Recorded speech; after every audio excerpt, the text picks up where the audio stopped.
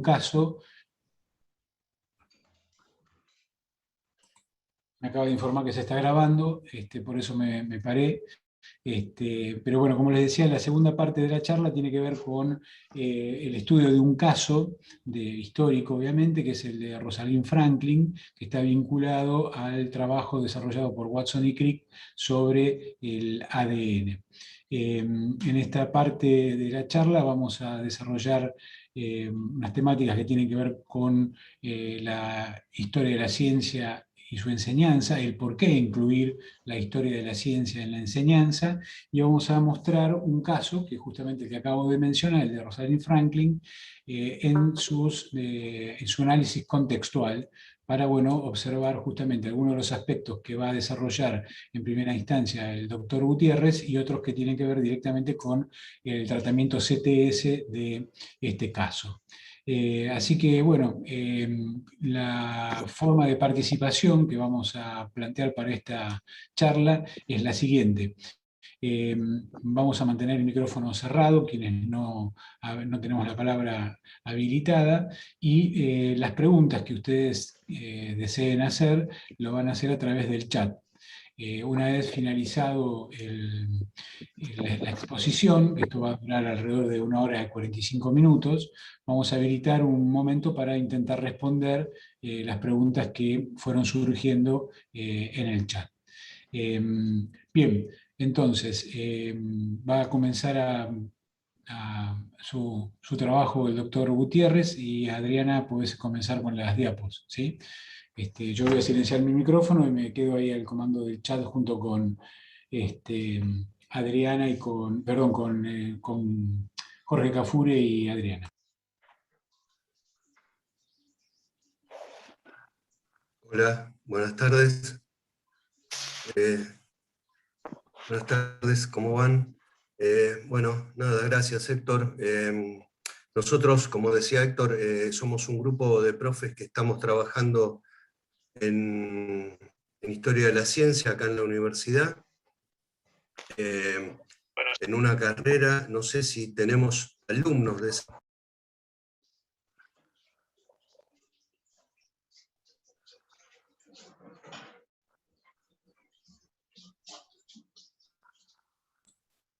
Perdimos el audio, Antonio. Pasamos el aviso. Una carrera que es completamente virtual para maestros, para obtener el título de grado. Hay alumnos de todo el país, y creo que hacemos cosas bastante interesantes ahí.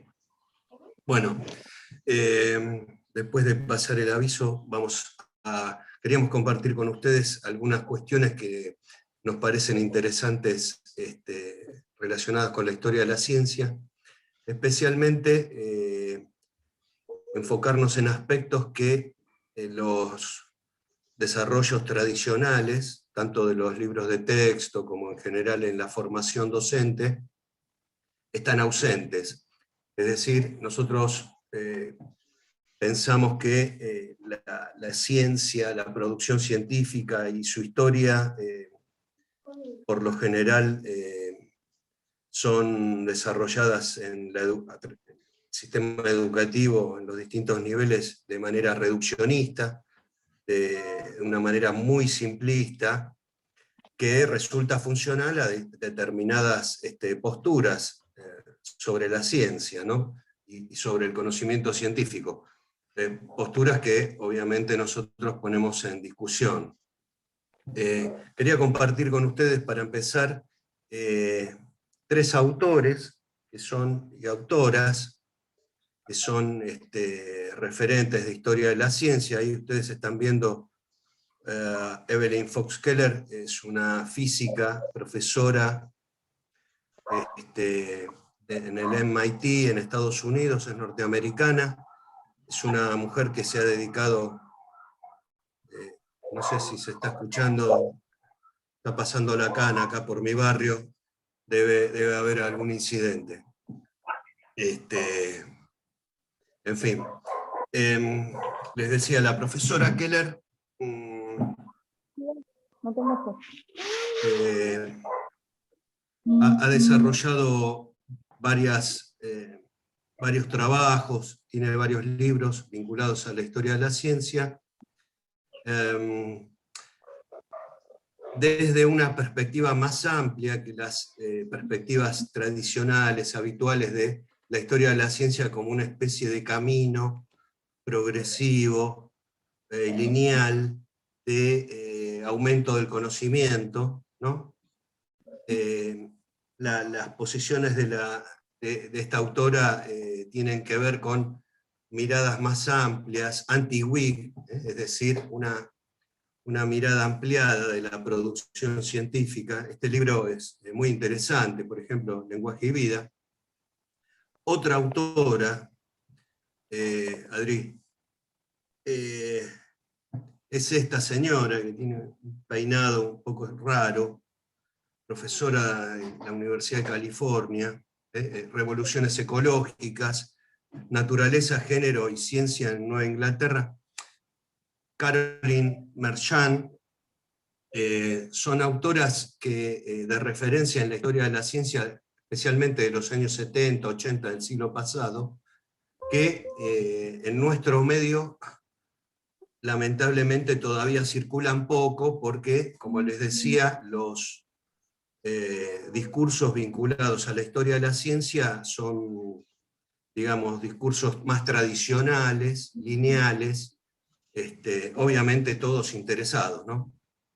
El tercer autor que quería compartir con ustedes, quizás sea el más conocido en nuestro medio, es un profesor francés de la Universidad de París 7, fallecido a fines del siglo pasado, Pierre Tournier, historiador de la ciencia.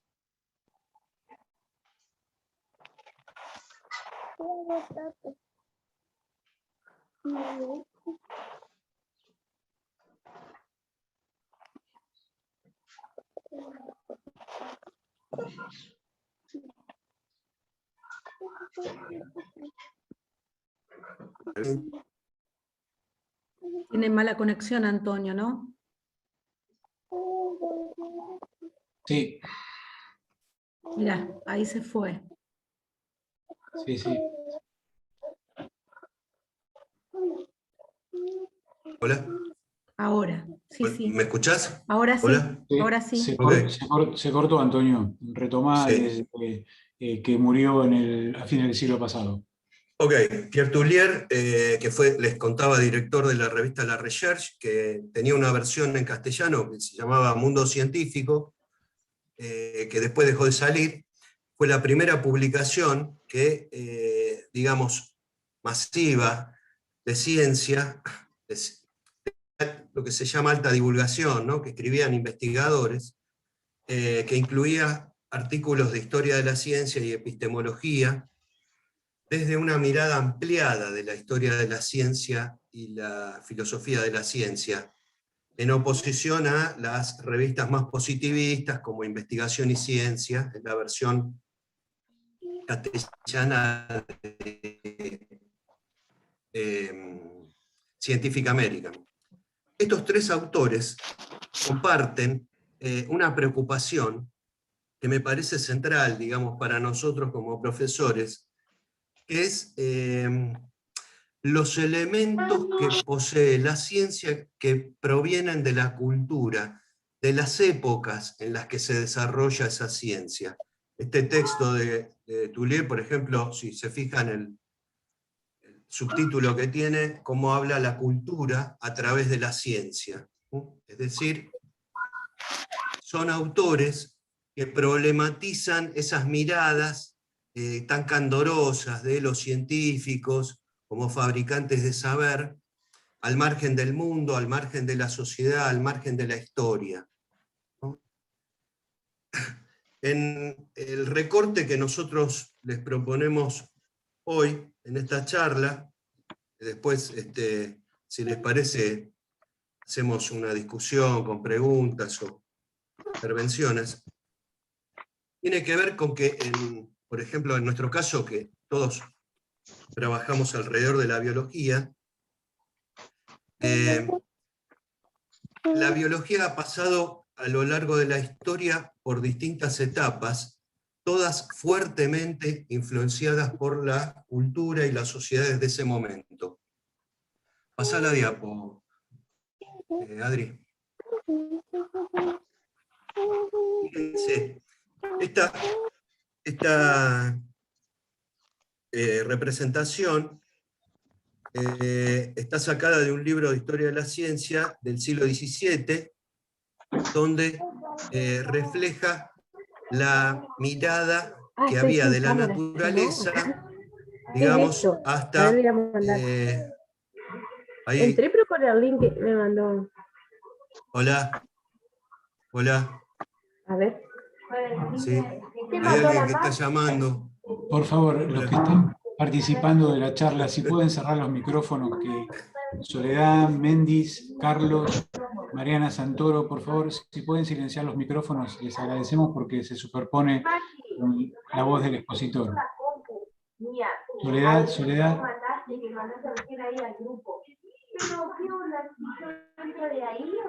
Adri, fíjate si vos podés como hospedadora silenciarlos desde ahí.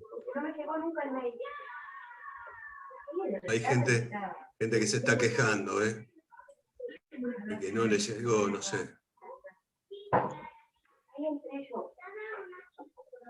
Total, tengo la cámara apagada, ni sé qué hay. ¿Seguimos? Hola. Esperá porque tapan tu voz, Antonio. Se superpone mucho y no se entiende. Espera un cachito. Ahí Carlos cerró, Mariana Santoro cerró. Falta que cierre el micrófono, Soledad. ¿Cómo hago para Soledad, por favor, ¿podés cerrar el micrófono? subirle el volumen a este? Ahí abajo, no, abajo. No, pero tengo que, para minimizar esta. A ver la vista acá. ¿Será? Quiero achicar esta ventana. Soledad. Hola, hola. Soledad. Voy a salir del...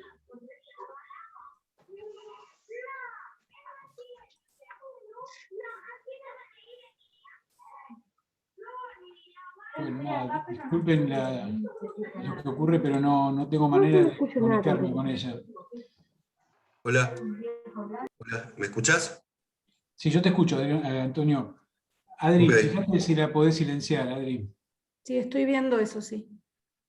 Esto no significa que estamos ejerciendo la censura, por favor, porque estamos en épocas muy sensibles. Y no es nuestra intención acallar ninguna voz. No, nada más alejado de eso, simplemente para poder seguir con la charla. Ahí está, ahí se silenció sola, sí. Bueno, Okay. bueno, Buenísimo. listo, Antonio, todo tuyo. Seguimos. Bueno, les contaba esta representación.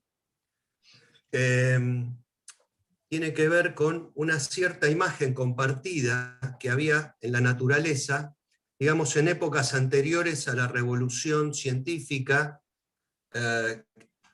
que se inicia con la modernidad, es decir, antes del siglo XVII, para poner una fecha.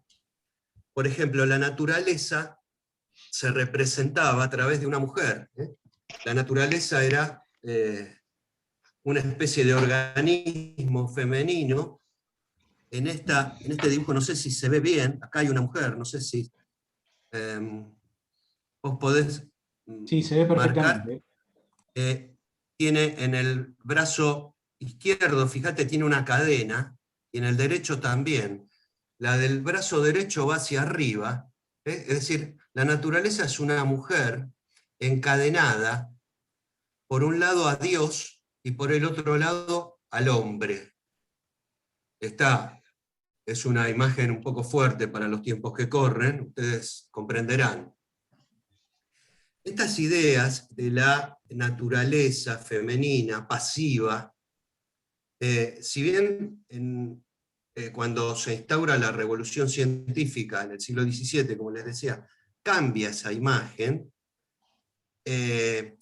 sigue de alguna manera parte de esta concepción circulando. Por ejemplo, Gaia, la teoría de Gaia, del planeta como un organismo, vienen de estas representaciones, concepciones del mundo.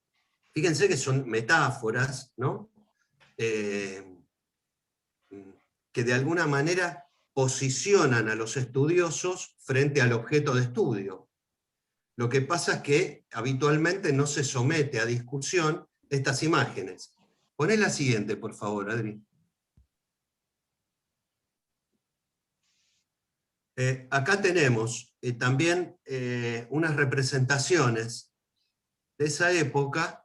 Fíjense, el primer esqueleto tiene que ver con el esqueleto humano de un hombre, que en general se los dibujaba con el cráneo más grande, probablemente en una asunción de que el hombre es cabezón, especies de Ruggeris serían, y acá al costado hay un caballo, vinculado a la fuerza, al vigor de un caballo, y un esqueleto femenino con un cráneo más pequeño, fíjate, asociado con un avestruz, con un ave, y estas imágenes que fueron circulando socialmente sobre la naturaleza humana, sobre el hombre, sobre la mujer, fueron constituyendo un imaginario también científico, ¿no?, sobre el cual se asentaron conceptualizaciones de la ciencia. Avanza otra, por favor.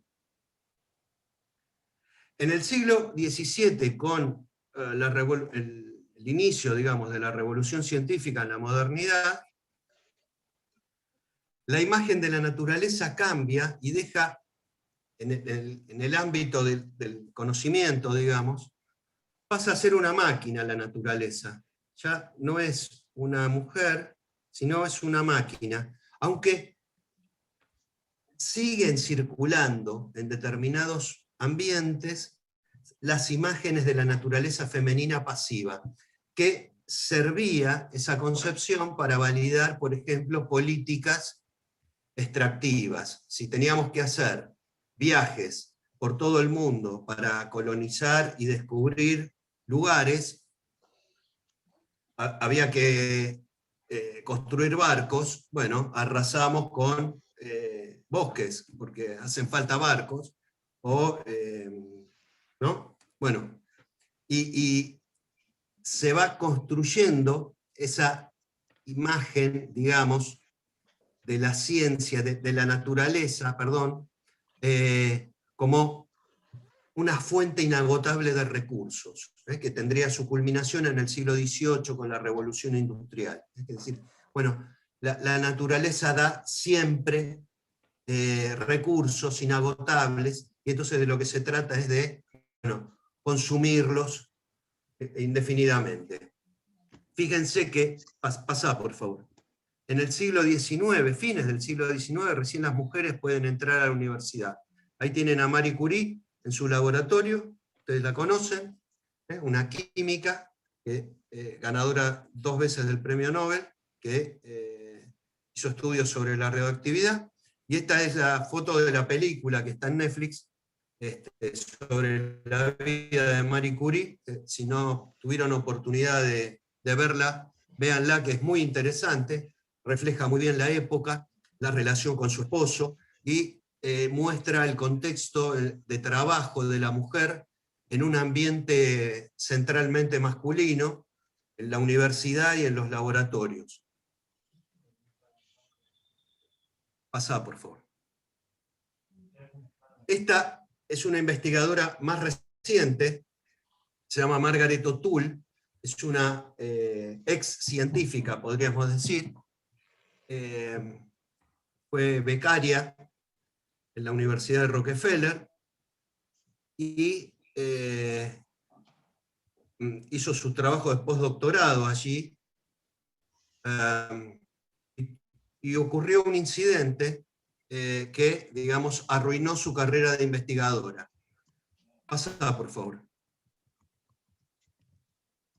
Estas son dos noticias, una del New York Times, ahí a la izquierda no van a leer, no se lee muy bien, pero la noticia del New York Times habla de que un premio Nobel, ¿no?, involucrado en un caso de fraude científico, renuncia al rectorado de la Universidad Rockefeller.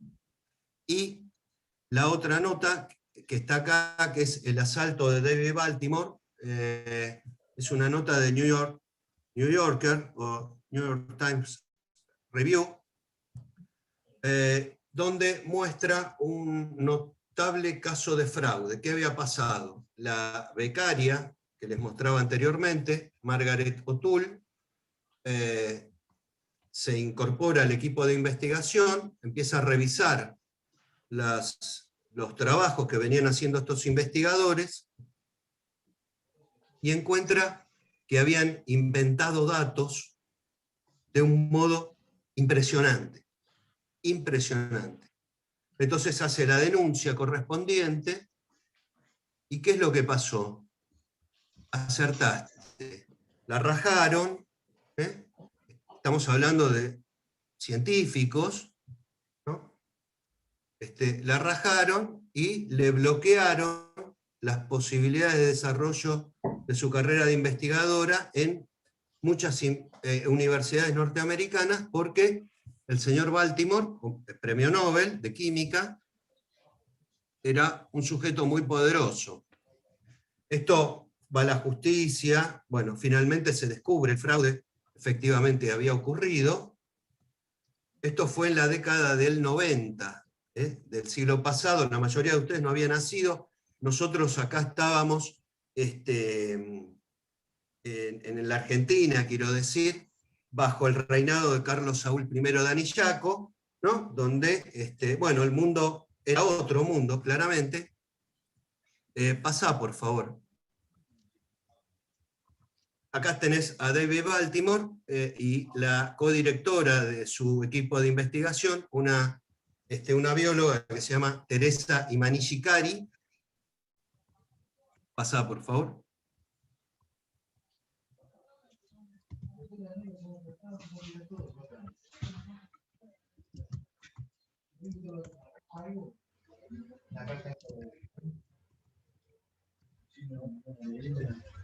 Nos congeló Antonio.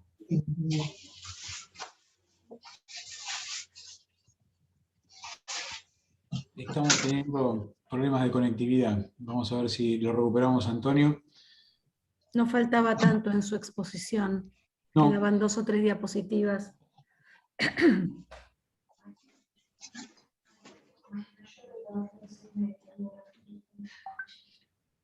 Estoy escribiendo por WhatsApp a ver si lo logramos levantar, Antonio, pero... Sí.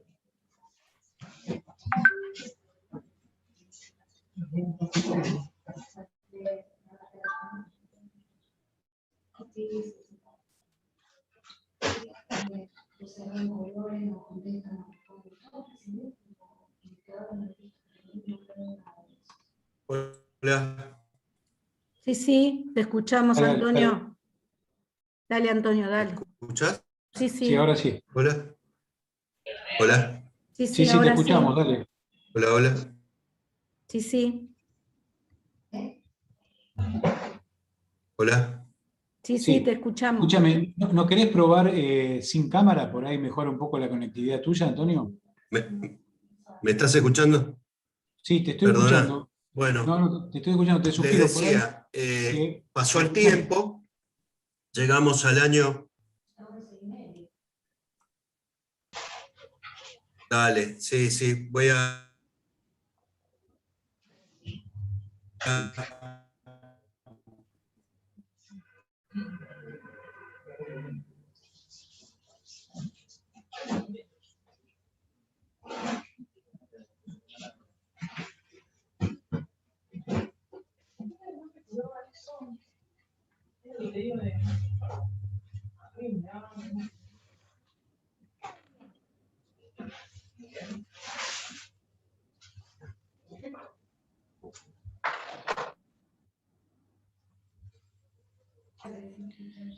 Un cachito de paciencia, le acabo de proponer a Antonio a ver si lo hacemos a través de una llamada telefónica. Yo arrimo el teléfono al micrófono y lo escuchan a través de mi teléfono.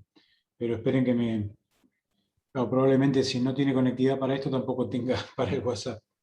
Hola, Hola, hola, ¿me Antonio. escuchás? Sí, yo te escucho. ¿Vos me escuchás a mí? Perfecto. Escúchame. ¿Querés que te llame por teléfono y yo acerco el teléfono acá al micrófono de mi Yo computadora? ahora creo que tengo buena conexión, Ah, igual no me bueno. falta mucho. Quedan Ah, 3 bueno, bueno. Si diapositivas. querés, Por ahí, ¿no? Por ahí se si querés banca Bueno, la... seguimos. ¿Eh? Dale. Dale. dale, dale, dale, dale. Que les decía, en los 90 estalló este caso, fue publicado en la revista Science y en la revista Nature. Bueno, uno de los grandes fraudes de la ciencia de la última parte del siglo XX. Pasa el tiempo, llegamos al año 2012, y lo que tenés ahí, una resolución del Consejo Directivo de la Universidad de Buenos Aires, de la Facultad de Ciencias, donde se le otorga al doctor David Baltimore el título de doctor honoris causa.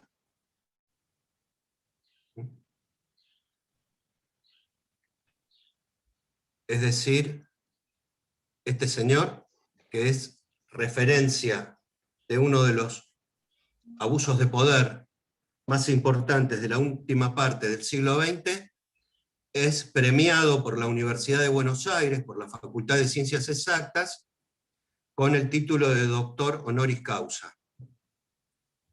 ¿Había otra? Sí, Si ustedes googlean en Wikipedia, aparece en la Wikipedia argentina, David Baltimore, es una biografía muy cortita con sus antecedentes, estudios y el premio Nobel. No dice nada, curiosamente, del caso del fraude que les comenté, del abuso de poder que dejó fuera de la carrera de investigadora a Margaret O'Toole.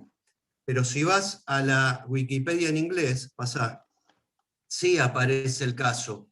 Es muy interesante esto también porque muestra cómo el juego de Wikipedios y Wikipedias, ¿no? Cómo la censura va permitiendo que haya visibilidades y ocultamientos en unas Wikipedias y en otras Wikipedias. No se entiende bien por qué la Wikipedia argentina, justamente la Argentina, que le dio el premio de doctor honoris causa a Baltimore, no aparece ese incidente. Bueno, este fue un caso muy interesante que muestra cómo funcionan las instituciones. Cierro con esto.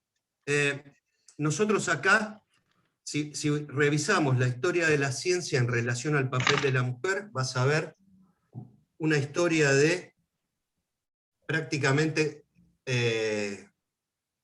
digamos, masculina, completamente masculina, hasta el siglo XIX, y del siglo XIX hasta prácticamente fines del siglo XX, de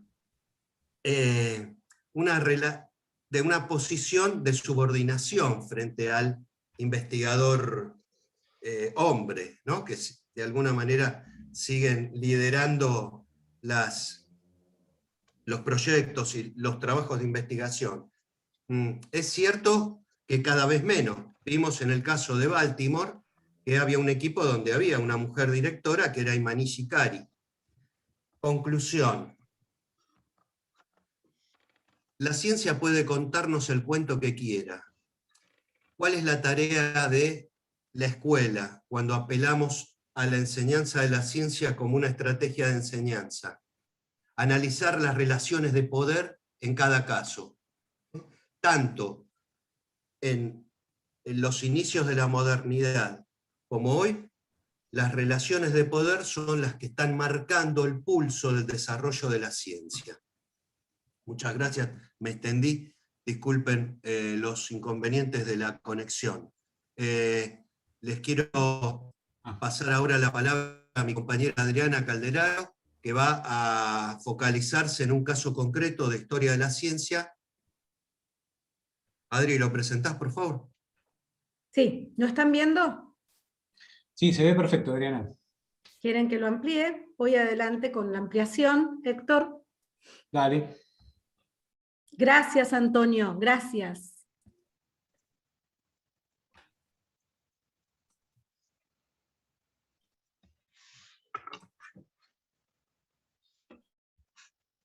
Héctor. Bueno, estaba leyendo el chat, por eso no contesto. Perdón. Había un par de cositas que ahora contesto. Ya voy al chat.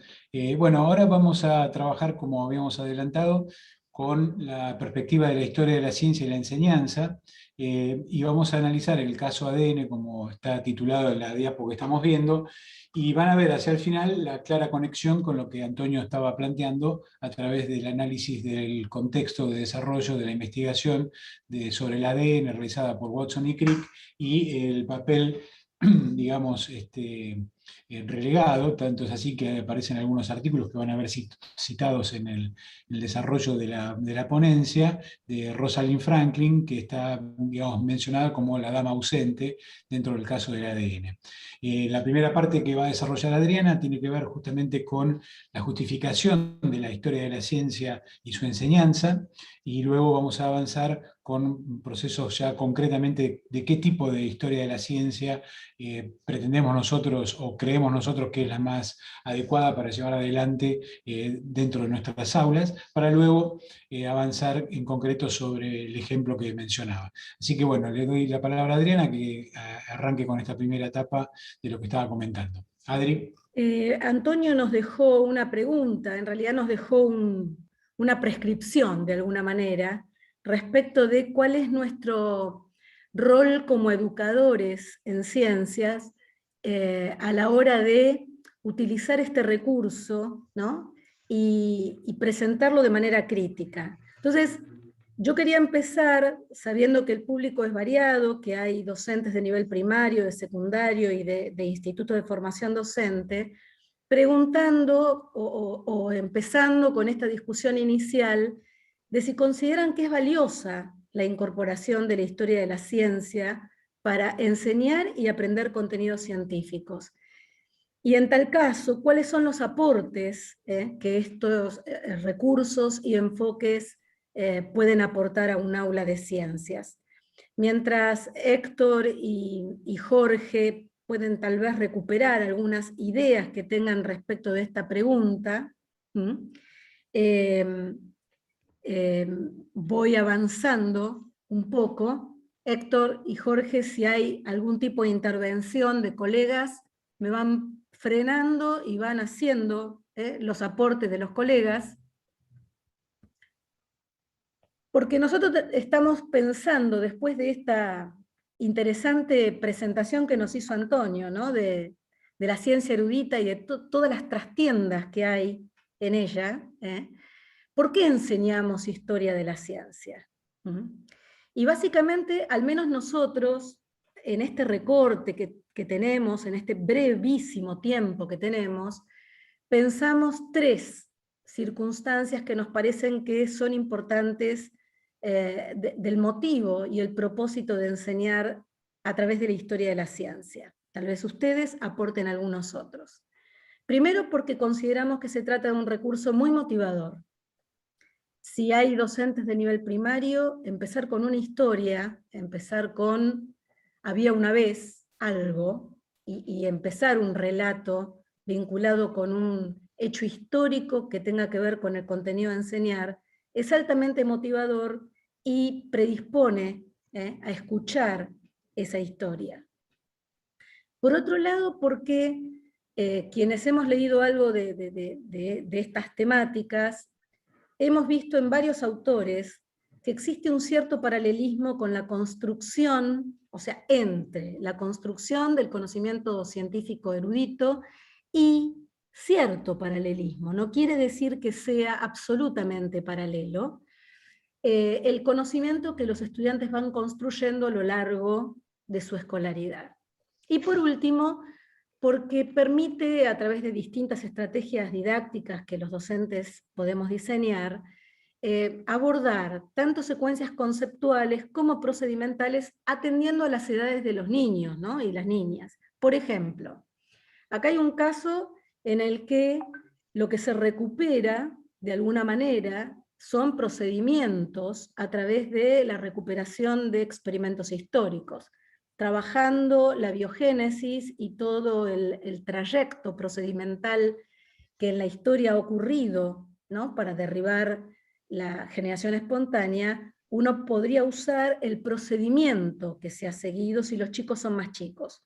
O tal vez pasar a trabajar con los conceptos, ¿sí?, si los estudiantes son un poco más grandes, y poner de alguna manera a dialogar o discutir conceptualmente sobre un contenido a distintos autores, o también recuperar la historia de determinados descubrimientos. Quise poner algo de la física y de la química, ¿no? Estamos hablando de estudiantes un poco más grandes, tal vez del nivel medio, ¿no?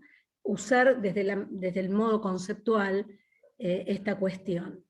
Incluso, acá estaba mostrando, lo voy a poner más chiquitito para que se pueda ver la totalidad de la diapositiva, un ejemplo en donde existe este cierto paralelismo que algunos autores como Driver, Pozo, muchos otros, mencionan sobre cómo se construye un conocimiento y cómo ha ido construyéndose en la historia del mismo. Este caso es una figura de Nussbaum, donde se le pregunta a niños y niñas de determinada edad de nivel primario cómo estamos sobre la Tierra, esto es la descripción de cómo encuentran los investigadores y el número de representantes sobre estas imágenes, y de alguna manera vemos cómo hay niños que presentan una conceptualización de la Tierra presocrática, griega, de una Tierra plana griega, pasando por una Tierra pitagórica, hasta llegar a este último esquema en el que se ve una Tierra con una fuerza gravitatoria al estilo newtoniano, ¿no? Incluso les quería mostrar este otro ejemplo, ¿sí?, donde en el siglo XVII y XVIII el preformacionismo era una escuela teórica que pensaba que el homúnculo existía en algunos casos en el espermatozoide, el animaculismo, y en otros en el óvulo, que en el espermatozoide existía el hombre en miniatura, ya completo. Y les quiero mostrar este esquema que hizo mi hijo cuando estaba en primer grado, donde la docente les pidió que llevaran una semilla de poroto y les pidió que llevaran lupas y algún cuchillo, pero antes de empezar a observar, les pidió que dibujaran cómo creían o qué creían que había dentro de esa semilla. Y díganme si de alguna manera, obviamente, esto no es animaculismo ni ovismo, pero díganme si de alguna manera no existe un cierto paralelo, porque este nene dibujó al interior de esa semilla la planta completa con tierra incluida. Y después la docente con buen criterio les hizo ir a contrastar, abriendo, mirando qué había en su interior. Por eso nosotros creemos que enseñar a través del recurso o el enfoque, porque depende de cómo va a ser utilizado según la amplitud, de la historia de la ciencia, permite de alguna manera recuperar procesos, procedimientos, experimentos, y seguir algún tipo de secuencia que ha seguido la construcción de dicho conocimiento a lo largo de la historia erudita. Le doy la palabra entonces ahora a Jorge, que nos va a contar cómo aparecen la historia de la ciencia en los textos escolares. Pero antes, Héctor, ¿hay algo en el chat respecto de los aportes? No, mira, bueno, sí hay en el chat, hay cosas muy interesantes, no directamente vinculadas a lo que estás mencionando, pero, por ejemplo, a ver, puedo leerte un posteo que me resulta interesante, que dice: permite comprender, refiriéndose al tema de la enseñanza de la ciencia, la evolución de los razonamientos de la época y comprender la posibilidad de relación entre el contexto e incluso la religión, paradigmas de la época y la evolución del pensamiento científico suele coincidir con la evolución de las predicciones de los alumnos. Esto ayuda a la elaboración de preguntas problematizadoras, guías en el desarrollo de las clases, bueno, una serie de ponencias que me parece que es una muy postura... interesantes y que Sí. ahora Jorge va a recuperar seguramente esa noción que acabas de leer. Jorge. Buenas tardes, ¿cómo están? Bueno, para continuar con la compañera Adriana, claramente si están anotadas acá, no dudan de que la historia de las ciencias sea una herramienta válida para nuestras clases, ¿no? Entonces, me parece que tenemos que hacer un poquito hincapié antes de ir de lleno a la historia que vamos a abordar hoy sobre Rosalind Franklin, un poquito de cómo entonces tengo que entender esta historia de la ciencia, cómo debo tomarla, qué puedo tener en cuenta para elegirla, ¿no? Y para hablar de esto, nuevamente, no es nada nuevo, la historia de la ciencia se usa desde hace bastante. Si nosotros miramos libros de textos vamos a encontrar, ¿no? Entonces, vamos a aprovechar una clasificación de Mario de Donato, ¿sí? Que aparece en el libro de Mar y Ruina. ¿Querés pasarla, Adri? Y vamos a ver que él nos muestra diferentes formas en las que se utiliza la historia de la ciencia en los libros, ¿sí? No vamos a mencionar todas, nos vamos a detener en alguna, son una excusa para ver, digamos, lo importante, lo que está atrás de esto, ¿no? Hemos encontrado muchas veces biografías o autobiografías de esos científicos en los libros de texto, de todos los niveles. Acá no hace falta que hagamos hincapié en un nivel particular. El tema puntual es cómo se presenta esa biografía, ¿no? Acá Donato nos habla de humanizar las ciencias, ver cómo eran esos científicos, y en este uso, hasta acá es un uso, una forma de uso, va a depender de la maestría, digamos, o de la habilidad del docente, elegir algún lugar en el que tengamos una visión más tradicional de la ciencia o menos tradicional para que nuestra secuencia esté más o menos en línea, ¿no?, con las nuevas propuestas didácticas. Y ahora vamos a desarrollar un poquito más sobre eso. Una más, Adri. Tenemos otros usos que se les da a la historia de las ciencias en las clases, que es, por ejemplo, ver experimentos históricos. ¿Quién no ha visto alguna vez el experimento de Reddy en alguna clase secundaria, profesorado? Y por supuesto también las controversias, ¿sí?, o esos debates científicos que han marcado la historia de las ciencias. Pero hasta acá, cabe que nos preguntemos, ¿no?, cuando hablábamos de biografía, experimento, ¿cómo sé yo cuando está bien o mal usada la historia de las ciencias? Bueno, no vamos a pretender dar una receta. Pero básicamente tenemos que aclarar alguna cuestión epistemológica, ¿no? A principios del siglo XX, una corriente epistemológica conocida como positivismo lógico o empirismo lógico, que todavía rastreamos hasta nuestros días en prácticas y discursos docentes, ¿no?, proponía, nos vamos a tener en uno de los puntos, una distinción entre el contexto de descubrimiento y el contexto de justificación, ¿sí? Uno de los intelectuales que perteneció a este movimiento epistemológico dividía en dos partes al conocimiento científico, mejor dicho, a esta tarea de los científicos. Una era el contexto de justificación, donde justamente se estudiaba cómo se validaban las teorías científicas, las evidencias que se ponían en juego, y este, por supuesto, era un poco más amplio, pero este era el punto principal en el que los epistemólogos se detenían y consideraban importante, únicamente importante para discutir.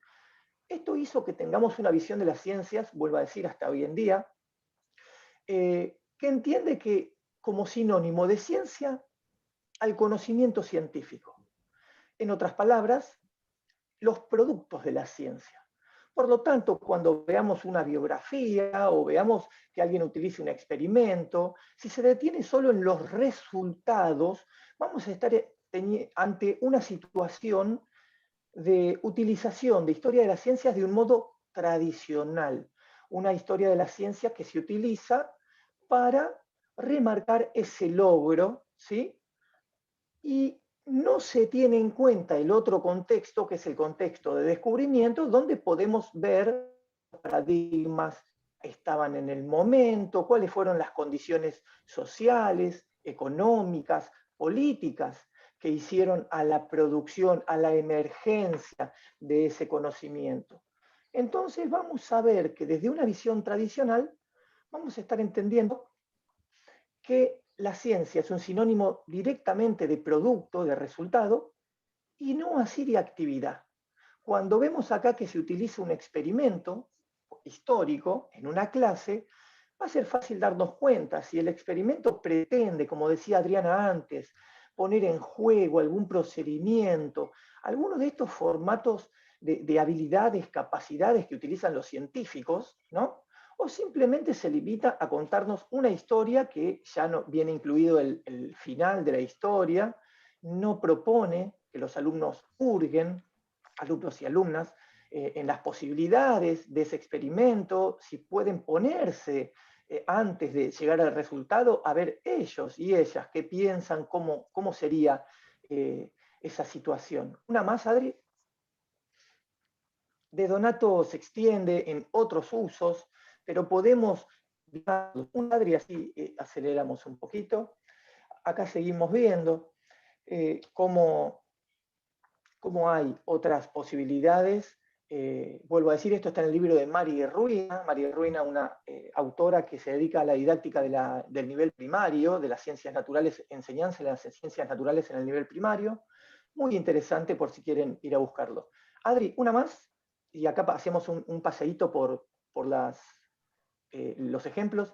Bueno, acá vamos viendo, cuando encontramos a veces apartados pequeños o notas al pie, que nos tiran una fecha, un nombre, una ciudad, estamos viendo que tal vez, no queremos ser soberbios ni decir, ni clasificar todas las formas de utilización de la historia, pero están haciendo hincapié en resultados, esa historia podría tener una función estética o decorativa que realmente no tiene un vínculo con el desarrollo del contenido, con la enseñanza y aprendizaje del contenido. Son formas que nos pueden acercar a ver que se tenga. ¿De qué modo colabora con la apropiación del contenido, ¿no? ¿Seguimos, Adri?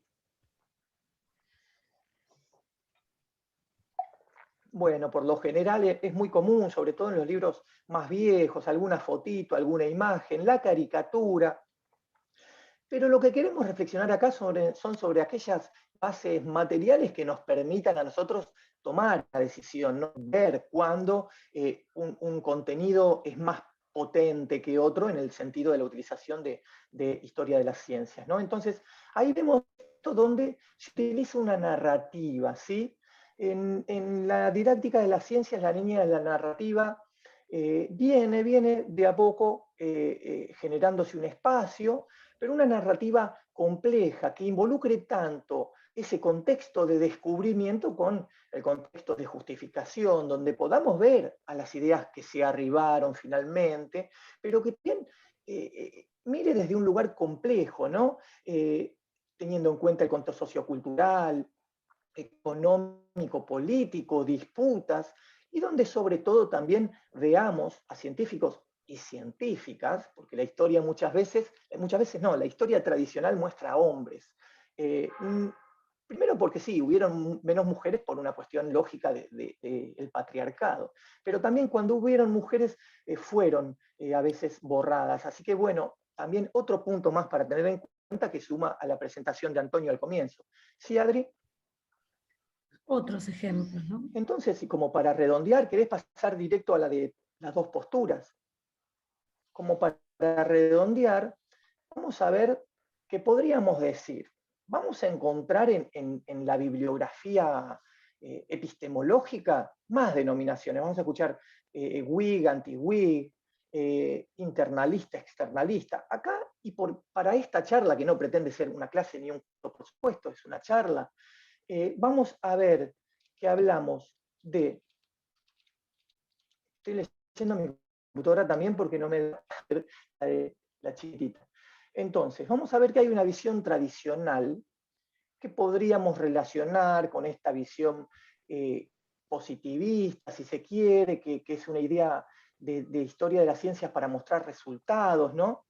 Y que muestra siempre se detiene en los aciertos, en el éxito, una historia de las ciencias exitista, donde pareciera no existir los fracasos, donde esos científicos son genios que, como eran especiales, tenían ideas brillantes, muchas veces desprovistas ideas del trabajo, la voluntad que requirieron esos nuevos conocimientos. Es profundamente anacrónica porque está evaluada desde el presente. Si desde el presente vemos que aquellos conocimientos fueron exitosos. ¿Por qué fueron exitosos? Porque son los que hasta hoy en día utilizamos. Van a ver que desde esta visión anacrónica también se va a señalar con mucha énfasis los errores. Y las personas o los científicos que cometieron esos errores, entre comillas, ¿sí? O cuando se presenta una controversia muchas veces se presenta de un modo, digamos, diferente al científico que ganó, entre comillas, la controversia, y se presenta nuevamente como este personaje oscuro, aquel que perdió la controversia. Por eso hablamos de una historia triunfalista de héroes. Se presenta a los científicos como héroes y sus aportes son venerados hasta el día de hoy. Y eso es la visión tradicional. Nosotros pretendemos acercarnos a una visión más actual, que es la que propone la línea de didáctica que trabaja en este campo, ¿sí? De historia de las ciencias, donde entendemos que hay procesos a partir de los cuales obtenemos resultados. En las historias hay errores y aciertos. En el mejor de los casos, podríamos llamar de otro modo, ¿no? Porque todo colabora para la construcción del conocimiento. En esas controversias fueron muy importantes las voces de los que tal vez no fueron después esas ideas que fueron rechazadas, porque es necesaria para la construcción que el aporte de todos los lugares, desde todos los lugares, y dar respuestas muchas veces en esas controversias, hace que se siga laburando, que se siga generando conocimiento. Bueno, y por último, una historia respetuosa, ¿no? Respetuosa desde la idea de cómo evaluamos desde el presente las ideas del pasado, respetuosa de hombres, mujeres, respetuosa de, entre comillas, nuevamente, perdedores, ganadores. Me parece que eso es parte de la conceptualización que queríamos brindarles para la parte que sigue, que es, Héctor, ¿estás ahí? ¿Querés continuar vos? Sí, continuamos, pero alguien acá, Carolina, nos está expoliando la charla. Bueno, como decíamos recién, vamos a avanzar sobre el caso concreto del ADN. Bien, aquí ustedes en esta diapo lo que van a observar son algunos de los textos que utilizamos para producir justamente este material. Van a encontrar el de Vicente de 2008, que es el que les mencionaba hoy, La Dama Ausente y el Jaque a la Dama. Después cuestiones sociocientíficas en la formación de profesores de ciencias, porque bueno, el trabajo que hacemos, si bien está enmarcado dentro de la idea del enfoque CTS, dentro de él consideramos que es interesante pensar en el contexto también, por lo cual el tema sociocientífico es una muy buena herramienta para poder avanzar sobre ese aspecto. Luego, justamente, como hablamos de contextos, consultamos a Javier Echeverría, que justamente hace una ampliación de las ideas que acaba de mencionar Jorge, que son originadas en otro filósofo de principios del siglo XX, que es Reichenbach, que plantea, bueno, esos dos contextos que mencionaba Jorge, el contexto de descubrimiento y el contexto de justificación, y Echeverría, bueno, considera que estos contextos son insuficientes para establecer, digamos, una caracterización más adecuada del proceso epistemológico, y los amplía. Lo vamos a ver en una diapo más abajo cuáles son los contextos que él propone. No vamos a ingresar en ellos por una cuestión de tiempo, y que, bueno, no se trata justamente de una clase de filosofía de la ciencia, sino que utilizamos algunas de esas herramientas para poder justificar el análisis que vamos a hacer del caso de Rosalind Franklin. Bien, como les decía recién, vamos a tomar el enfoque CTS para aquellos que se aproximan por primera vez a este tipo de material. El enfoque CTS es aquel enfoque que permite basar la enseñanza en un proceso de relaciones que se dan entre la ciencia, la tecnología y la sociedad, y que actualmente eso se está ampliando a cuestiones ambientales, que de alguna manera son los problemas que están llegando muy fuertemente a, digamos, ocupar el lugar del desarrollo del CTS. Como dice en la diapo que ustedes están leyendo, se opone claramente a una enseñanza de carácter elitista, es decir, solamente para aquellos que realmente tienen una vocación particular sobre estos temas, obviamente muy alejado de aspectos tecnocráticos, y que en definitiva cuestiona el statu quo establecido, que es un poco la línea que Antonio también estaba planteando como análisis crítico de la historia de la ciencia, vinculada a la participación de las mujeres, ¿no? Dentro de ese statu quo obviamente está esa situación de esa predominancia masculina, que, voy a abrir un pequeño paréntesis, esto es una opinión personal. Creo que en la Argentina hace unos años que hay una gran afluencia femenina en la producción científica, que creo que por peso propio en un tiempo van a tener lugares predominantes en la conducción de los procesos científicos formales dentro de Argentina, porque, bueno, por una cuestión biológica, quienes están, que son hombres en su mayoría actualmente dirigiendo estos programas, se van a jubilar, y, bueno, quedará una clara, por lo menos, pienso yo, una clara mayoría femenina a cargo de la ciencia en Argentina. Pero bueno, es una cuestión de futurología, pero yo veo en la universidad que en los laboratorios hay una verdadera mayoría femenina trabajando. Bien, la cuestión CTS, entonces tratamos de alejarnos de esta idea transmisiva que también tomaba Jorge hace un momento, y tratamos de apalancarnos en un modelo donde los alumnos tengan una postura crítica, y que, en la medida de las posibilidades de las temáticas que se desarrollan, logren un cierto protagonismo en la conducción de su aprendizaje.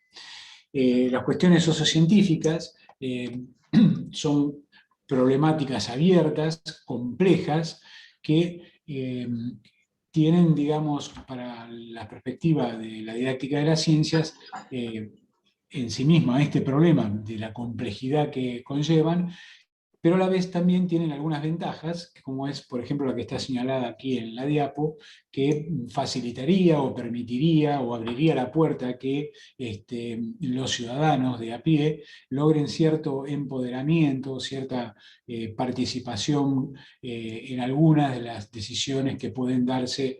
Quizás esto sea una mirada un tanto naif, porque, bueno, por supuesto que hay un contramovimiento a todo esto muy fuerte, que es todo el statu quo que mencionaba anteriormente, pero, bueno, no deja de ser un comienzo en que justamente en las aulas de las escuelas secundarias, en las escuelas primarias, y por qué no en el nivel inicial, pensemos que avanzar sobre estas cuestiones permiten por lo menos hacer una toma de conciencia sobre cómo funciona la ciencia y cuál es el rol posible de los ciudadanos frente a esta situación.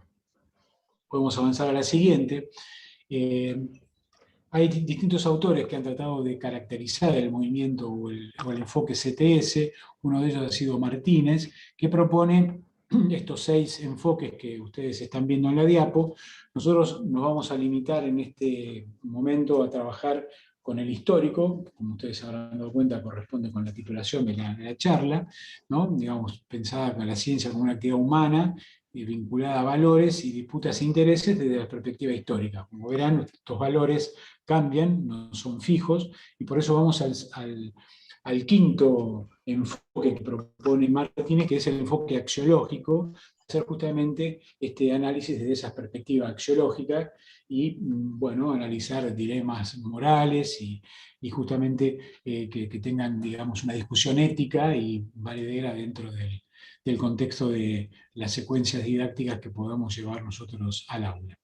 Bueno, esto es en gran medida el enfoque STS, y vamos a ver ahora cuáles son algunas de las características sobresalientes de las cuestiones sociocientíficas. Obviamente, digamos, la complejidad que tienen no tiene que separarnos violentamente de la cuestión conceptual, es decir, nosotros, por más que estemos en un enfoque sociocientífico, los conceptos químicos, físicos, biológicos, ecológicos y geológicos, y bueno, lo que la ciencia que estemos abordando en ese momento, están implicados y son parte o uno de los ejes centrales de las secuencias didácticas que nosotros desarrollamos desde esta cuestión. Es decir, la cuestión conceptual debe estar presente, pero también obviamente avanza sobre la cuestión de los procedimientos, es decir, de qué manera la evidencia científica ha sido generada, cuáles han sido los procesos que llevaron a la producción de esta evidencia, que es la que de alguna manera va a darle fortaleza y sentido a los argumentos científicos que se van a producir para justamente intentar zanjar esta cuestión sociocientífica. Por supuesto, la cuestión axiológica que mencionaba en el enfoque CTS también está presente en el enfoque, en las cuestiones sociocientíficas, porque bueno, hay valores que tienen que ver con las cuestiones personales, con las cuestiones sociales.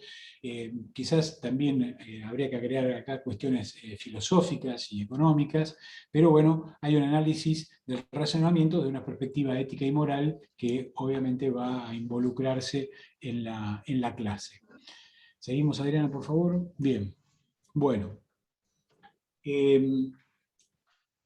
Claramente esto plantea un desafío a todos nosotros, porque bueno, como dice la diapo, en la formación tradicional ahora yo creo que ya en varios profesorados se están incluyendo clases en los segundos, en las perspectivas pedagógico-didácticas y en la enseñanza de las ciencias de tercero, segundo y tercer año, y en algunas de las prácticas de cuarto empiezan a aparecer en los programas. Yo lo veo por lo menos en el instituto donde trabajo, en el 41 de Adrogué, veo que hay una presencia de esto, pero la verdad que recién ahora empiezan a aparecer estas cuestiones y hay un déficit, ¿no? Por lo cual ese déficit nos plantea un desafío porque, bueno, estamos generando un enfoque para el cual, bueno, en el profesorado no estamos. Pero bueno, no hay que achicarse frente a estas circunstancias, porque bueno, como cualquier desarrollo profesional, permanentemente desde el plano de la producción científica dentro de la didáctica de las ciencias,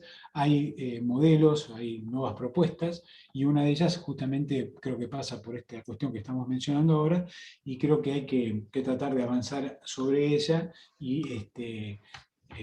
pensar en secuencias didácticas que incluyan estas perspectivas, ¿no?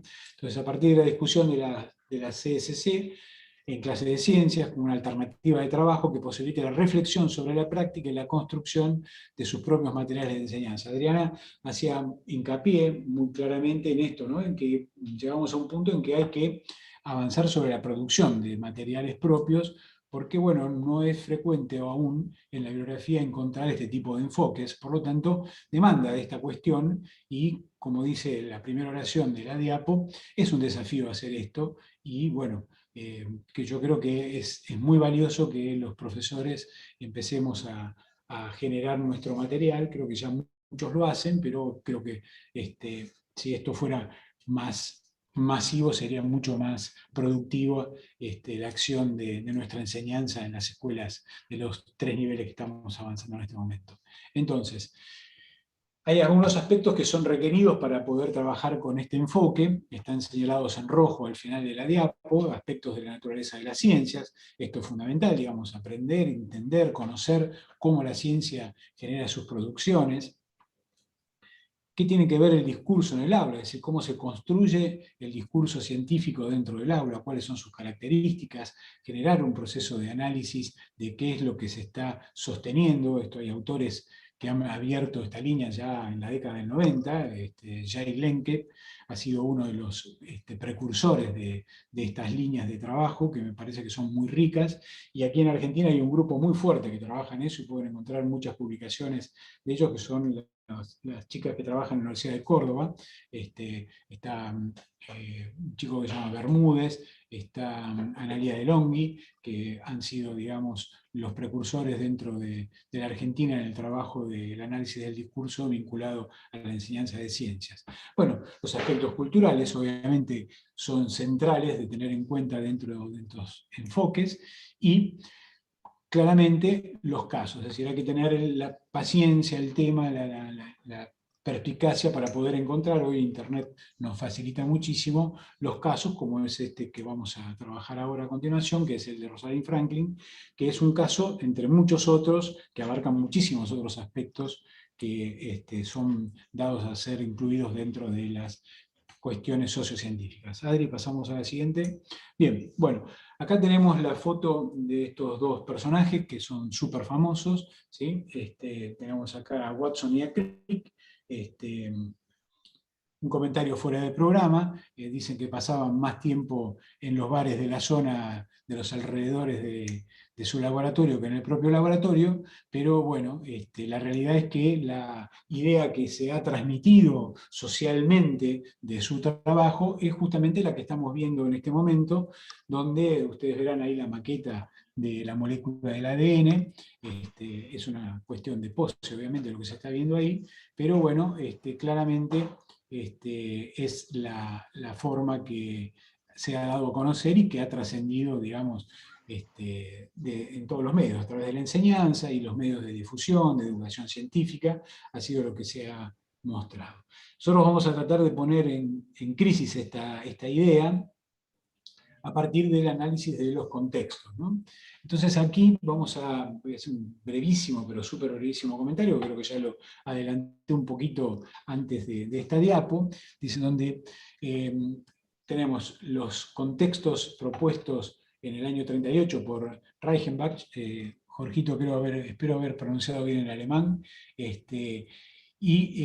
bueno, los contextos que propone Reichenbach son el de descubrimiento y el de justificación, y esto propone, digamos, justamente un análisis de la producción y de cómo esa producción está justificada a través de evidencias, despojando todo el análisis, en el análisis, despojando a todo de la cuestión contextual y de qué otros elementos han estado funcionando. Ahí en el chat hace un momento Caro un poco espoleaba lo que estoy comenzando a decir en este momento, pero claramente la posición que se toma en esa perspectiva de la foto que vimos recién es analizar el descubrimiento y su justificación y la producción de las evidencias necesarias para lograr esta justificación, y ahí finalizaría este análisis y quedaría establecido justamente un producto científico que, a ver, no podemos negarlo, dentro de la biología abrió un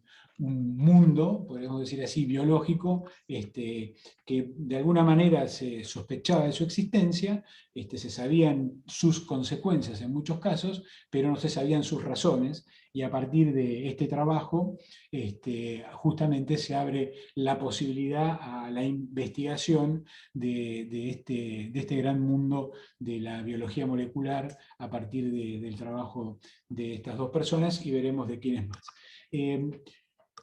Como dejamos un segundito, Adriana, al anterior, si sos tan amable, gracias. En rojo, ustedes verán que dice: actualmente dichos contextos se consideran insuficientes, porque, bueno, claro, justamente los contextos son mucho más amplios que lo que yo acabo de describir respecto de la mención a Reichenbach, y que son la ampliación que Echeverría considera necesaria para poder decir, bueno, a ver, el proceso de la ciencia contextualmente es más amplio y abarcaría estos 4 que estamos mencionando: el contexto de educación y difusión, que faltaría ahí porque, digamos, la educación formal va por un lado, pero hay un proceso de difusión científica donde abarca aspectos divulgativos, ¿sí? Que hoy, ni hablar, están recontra súper extendidos a través de las redes, por supuesto, de un montón de aspectos vinculados a la red de redes, y que claramente creo hoy son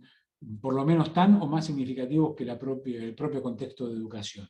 Después, obviamente, el contexto de innovación, es decir, cuál es el aporte novedoso que se está haciendo, y justamente la evaluación y aplicación de este descubrimiento, vamos a decir, de este nuevo producto científico. Entonces, estos 4 contextos serían, estos 4 elementos constituirían un contexto mucho más amplio y más potente para poder avanzar en el análisis del proceso de la ciencia. Esto lo pueden encontrar muy desarrollado en el libro que está mencionado al pie de la diapositiva, de Javier Echeverría, Filosofía de la Ciencia, en ACAL Ediciones. Como les decía anteriormente, no vamos a abundar en eso porque, bueno, realmente hay un libro completo sobre ese punto, y sería mucho más extenso de lo que podemos abarcar aquí. Y aparte, bueno, es simplemente mencionarlo para saber que hay una puerta que es muy interesante de tener en cuenta si alguien quiere profundizar en esta cuestión de la interpretación científica. Bueno, entonces, acá tenemos lo que habíamos mencionado. Entonces, el conocimiento social y científicamente validado y aceptado, la historia de los vencedores, una historia internalista, como ya había mencionado Jorge en unas diapositivas anteriores. Estamos metidos adentro de la ciencia, justificándonos a nosotros mismos, digamos, como científicos, ¿no? Como producción científica, y vamos a poner ahí la gran foto de los 2 vencedores, Watson y Crick, justamente como premios Nobel y descubridores del ADN. Esto lo plantea Fures, y vamos a la siguiente, Adriana, por favor. Bien, entonces, para poder avanzar en este proceso crítico a esta mirada de los vencedores de la ciencia, hay que hacer un poco un ejercicio, digamos, casi de yoga, podríamos decir. Tenemos que salir un poco de la cuestión, extrañarnos, es decir, salir, alejarnos, tomar distancia, pero a la vez también aproximarnos de esa mirada que mencionábamos hace un momento y que está representada por la foto de Watson y Crick con su modelo, ¿no? Entonces, acá vamos a tratar de transformar aspectos familiares, de transformar lo familiar en exótico.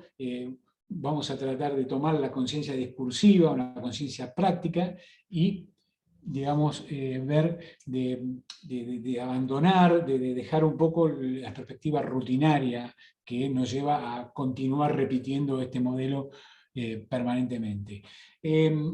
A ver, les voy a ser totalmente sincero. Yo creo que este proceso de extrañamiento en realidad es un proceso de investigación que hacen justamente los científicos que se dedican a revisar la historia de la ciencia, y quienes han encontrado estos aspectos que justamente rompen con ese modelo tan perfecto de la ciencia winner, de la ciencia ganadora, ¿sí? Y empiezan a encontrar, podríamos decir así un poco vulgarmente, ciertos cadáveres en algunos armarios y basura abajo de la alfombra, ¿no? Entonces creo que esto es un proceso que, bueno, está bien, uno puede alejarse y tomar distancia y mirar las cosas de otra manera, pero hay quienes se meten, y eso es justamente el juego de aproximar y distanciarse de lleno en este problema, y encuentran estos aspectos. La siguiente, por favor.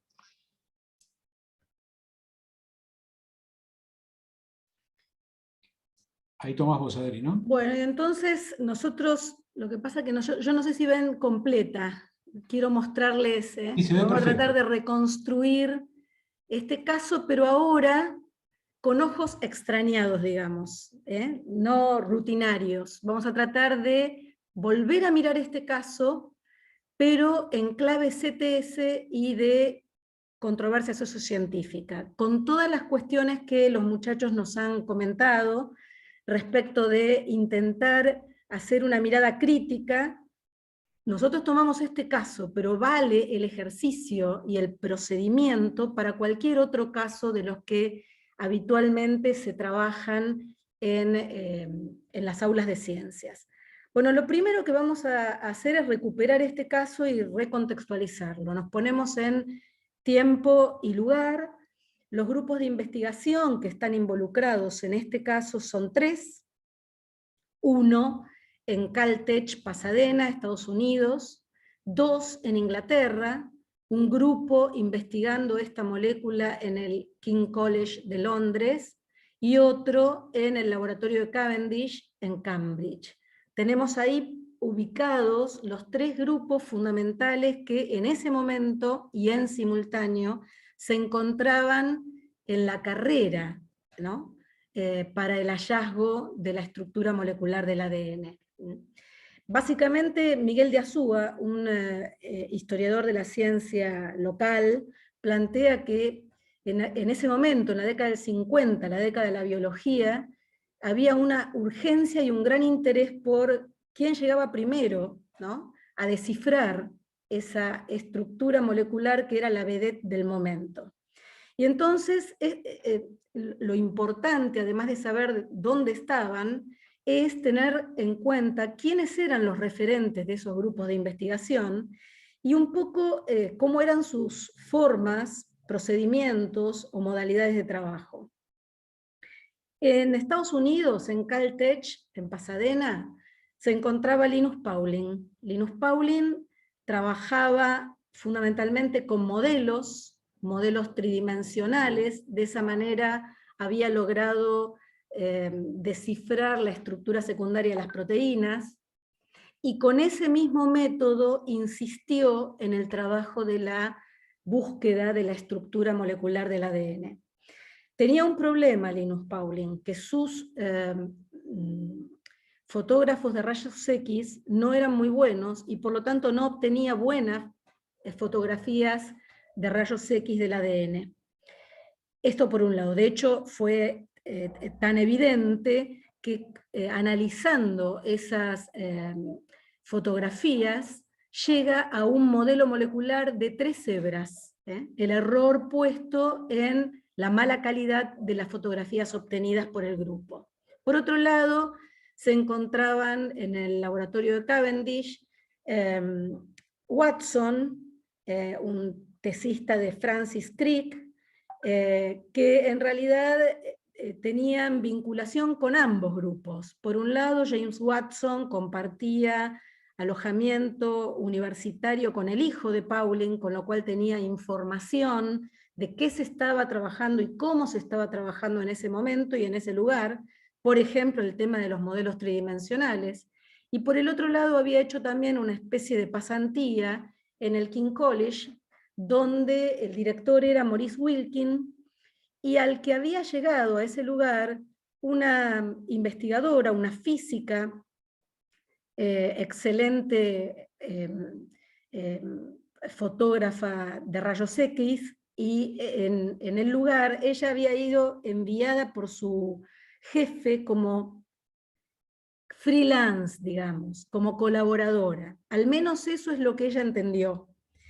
Mientras que Wilkins entendía que era su súbdita por estar trabajando al interior del laboratorio. De entrada no hubo buen entendimiento entre ellos, no hubo claridad en las maneras de trabajo. Ella era excelente en su tarea, pero justamente esta falta de diálogo al interior, que cada vez se ponía más tensa en este modo de trabajo al interior del King College, hizo que, si bien ella tenía excelentes fotografías, no tuviera los elementos para interpretarlas. Y la falta de diálogo con el equipo hizo que no pudiera construir un modelo a partir de esas fotografías. Poco esto es la ampliación de esa primera foto que Héctor nos mostró, y en definitiva, este es el verdadero contexto de descubrimiento y justificación. Todas estas cuestiones que estaban pasando, puestas en un contexto ciencia, tecnología, sociedad, en términos de controversia sociocientífica, ¿sí?, donde ahora, ¿sí?, lo que se recupera no es solamente la historia de los que llegaron a la meta, sino también la historia de los vencidos. Y si de vencidos vamos a hablar, nos encontramos con estos dos fundamentalmente. Primero, Linus Pauling. Linus Pauling estaba preparado para asistir a una conferencia que Rosalind Franklin iba a dar, en la que iba a mostrar sus fotografías, pero tuvo un problema, y esto sería lo que Lakatos llamaría la historia externa. Es detenido antes de subir al avión por comunista y no lo dejan viajar a ese congreso, por lo cual nunca vio las fotografías de Franklin. Mientras que James Watson, en esta especie de pasantía que tenía y este contacto con Wilkins, sí había podido ver las fotografías que Rosalind Franklin había obtenido. Probablemente si Pauling hubiera podido asistir a ese congreso, hubiera podido ver esas diapositivas, la historia que estaríamos contando sería otra. Sus biógrafas, sus biógrafos, Olby, Sayre y Maddox, plantean también esta otra historia de los vencidos o de los omitidos o de los olvidados. En este caso, Rosalind Franklin, ¿no?, que es quien, de alguna manera, ahora está siendo reivindicada en muchas biografías, en muchos textos, en muchos institutos por parte de los docentes que estamos interiorizándonos de ello, ¿no? Estas son las fotografías que vio Watson y no vio Pauling. Estos son relatos que están en ese texto que les mencionó Héctor al principio, Rosalind Franklin, La dama ausente, y Jaque a la dama. Ahí hay una serie de apuntes de puño y letra de Rosalind Franklin, y esto está traducido. Acá, digamos, lo que escribe Franklin es que si bien se trata de una molécula biológica muy interesante, sin embargo es muy sencilla. Esto es lo que ella plantea, ¿sí?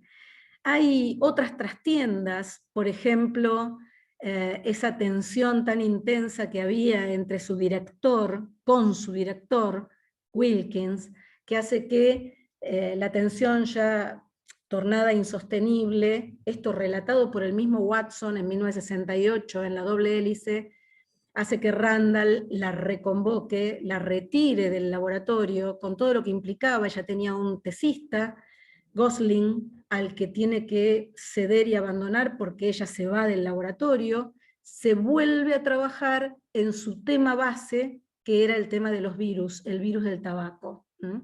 Y acá su epitafio, donde dice que es una científica que hizo importantes descubrimientos sobre los virus. En relación con su aporte a la investigación de la molécula del ADN, simplemente hay un párrafo, el que escribí en rojo, en el artículo original de Nature, donde Watson, Crick y Wilkins ganan el Nobel, y ahí le agradecen a Wilkins los aportes realizados para esa investigación, pero no hay un reconocimiento adecuado sobre el aporte que Franklin hizo, un aporte fundamental. Acá, hoy, tal como decía Héctor, tal como planteaba Antonio, algunos ven cuestiones de género, ¿no? Este famoso techo de cristal. Héctor decía hace un rato, creo y espero que vaya a cambiar a futuro. Sin embargo, bueno, las bases de esa pirámide está llena de científicas mujeres, pero las cúspides, los directores de equipos de investigación todavía sigue siendo altamente masculino. Esto es lo que se conoce como techo de cristal, ¿no? E incluso hay investigadores como el mismo Azúa, que dice que uno puede leer este caso como una cuestión o un contexto de género, pero él piensa que por la personalidad de Watson, cree que hubiera hecho exactamente lo mismo, sea quien fuere, a quien debía, de quien debía aprovecharse de esas diapositivas. Si hubiera sido un varón, lo hubiera hecho del mismo modo. Hay una discusión respecto de si es una controversia por género o una controversia por la actitud científica o pseudocientífica de uno de los investigadores. Bueno, la cuestión es que este extrañamiento que queremos mostrar nos pasa de esta simplificación ya mencionada por Antonio al comienzo de la charla, por este reduccionismo, ¿sí?, que es lo que está general y socialmente divulgado, a este otro nivel de complejidad del hecho científico, solo por mirar con nuevos ojos, ojos de CTS y de controversia sociocientífica, el mismo hecho o caso que es lo que proponen los investigadores. Y esto nos permite de alguna manera pasar, sobre todo a nuestros estudiantes, con esta mirada de controversia sociocientífica, a una comprensión mayor de la naturaleza de la ciencia, y de alguna manera cerramos lo mismo que abrió Antonio diciendo, sobre las cuestiones de poder que hay en el interior de las experiencias de los grupos científicos eruditos, y que de alguna manera nosotros, docentes de ciencias, tenemos que dejar en evidencia, o por lo menos poner sobre la mesa, para que las cuestiones no sean tan reduccionistas y se miren con su verdadero grado de complejidad, con los aciertos, los errores, el proceso, los ganadores y los vencidos, porque la historia las cuentan generalmente los que ganan, ¿no? Pero si hay gente de otra edad por acá, sabemos que eso quiere decir que hay otra historia, ¿no? Así que dejo la palabra entonces ahora a Jorge, para que de alguna manera cierre esta idea crítica que queríamos presentar respecto de este caso, Rosalind Franklin y el ADN. Gracias, Adriana. Bueno, nos parece que toda buena presentación no es solamente acá intentar vender la historia de las ciencias, ¿no?, sino también mostrar si hay alguna debilidad. Y en este sentido se han hecho observaciones, ¿sí? Entonces ahora vamos a mencionar simplemente algunas dificultades que se podría observar, ¿sí?, en la implementación esta que se está proponiendo, ¿no?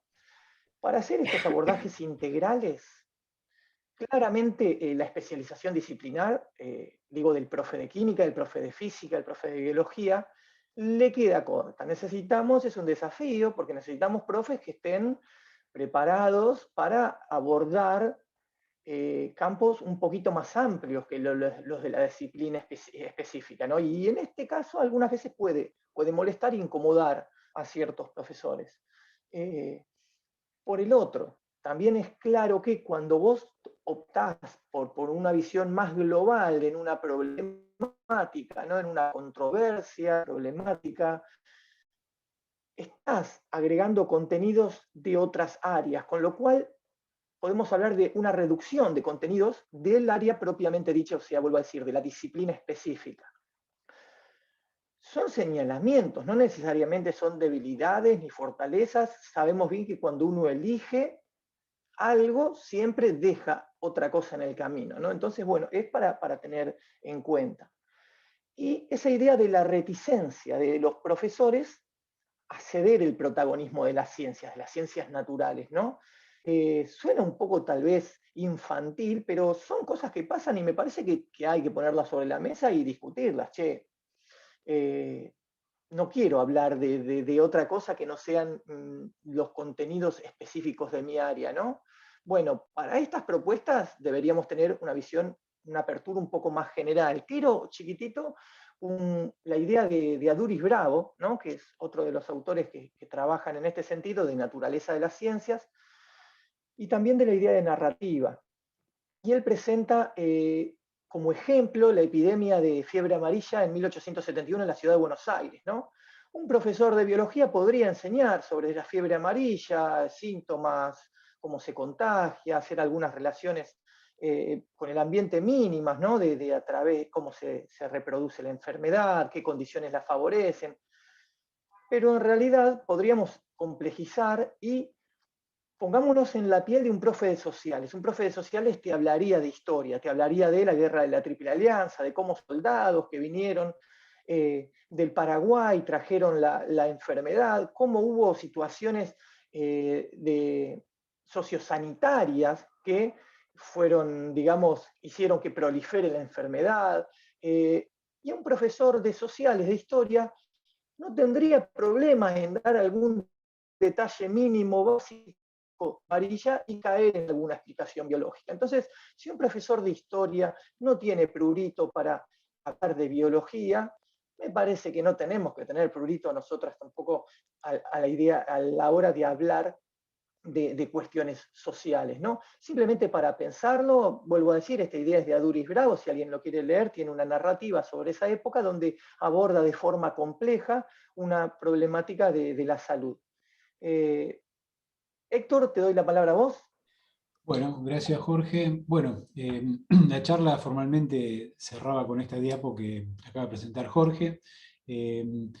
Vamos a hacer una cosita porque tenemos que entregar la sala un poquito rápido, así que vamos a abrir ahora unos minutos de preguntas. Les digo a todos los participantes si quieren preguntar sobre cuestiones que haya planteado Antonio, el doctor Gutiérrez. Lo podemos hacer en primer lugar con él y luego continuar con el resto de los ponentes.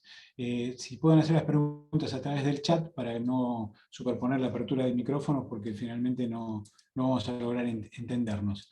Así que mientras yo voy charlando y quieren ir haciendo alguna pregunta, les comento, como bueno, bien decía Antonio, somos un grupo que trabaja en la UNIPE, estamos en la facultad desde hace varios años, abarcamos este tema de trabajo en nuestro desarrollo de investigaciones dentro de la universidad, y también conformamos un grupo de profesores que trabajamos en todas aquellas carreras que están vinculadas a la enseñanza de ciencias de los diferentes niveles de la UNIPE. En la actualidad se está desarrollando una carrera para el nivel primario que tiene una fuerte incidencia de las cuestiones ambientales, y que bueno, está promediando, ya cerró el primer cuatrimestre y estamos comenzando el segundo. Vamos a tener, creo yo, una nueva inscripción en esta carrera hacia fin de año o principio del año que viene. Y bueno, hemos desarrollado anteriormente algunos posgrados vinculados también al tema de enseñanza de la ciencia, son especializaciones, que bueno, actualmente no se dictan, pero que probablemente en algún tiempo cercano vuelvan a darse. Y bueno, no sé si hay alguna pregunta, interés que tengan ustedes en que podamos responder ahora. A ver, ¿qué tenemos?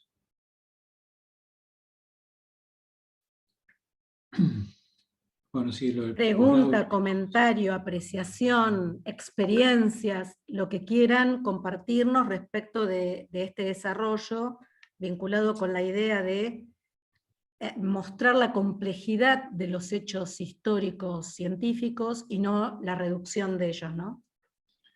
Bueno, si les parece, mientras tanto, vamos a despedir al doctor Gutiérrez, que está requerido por otra actividad de la universidad, que justo empieza en 5 minutos.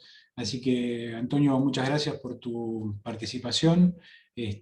Cualquier pregunta que surja dirigida a vos, si no la podemos responder entre nosotros tres, cosa muy probable, te la pasamos y luego la generaremos a través del contacto con los participantes. Así que, Antonio, estás liberado de la actividad. Podés, si querés, despedirte del grupo. No sé si me escuchó Antonio, porque andaba tan mal su conexión. Sí, tenía muy mala conexión al principio, sí. Sí, Sí, probablemente se haya ido sin querer irse. Sí, no está. Bueno, ¿cómo estamos con el chat? A ver. Yo veo muchas caras conocidas, Patricia, Anabela, que trabajan en educación superior, algunas en profesorado de secundaria, otro de profesorado de primaria. Tal vez puedan Sí. contar alguna experiencia o hacer algún comentario respecto de su experiencia sobre el uso de este recurso o enfoque para, para la enseñanza de contenidos científicos, ¿no?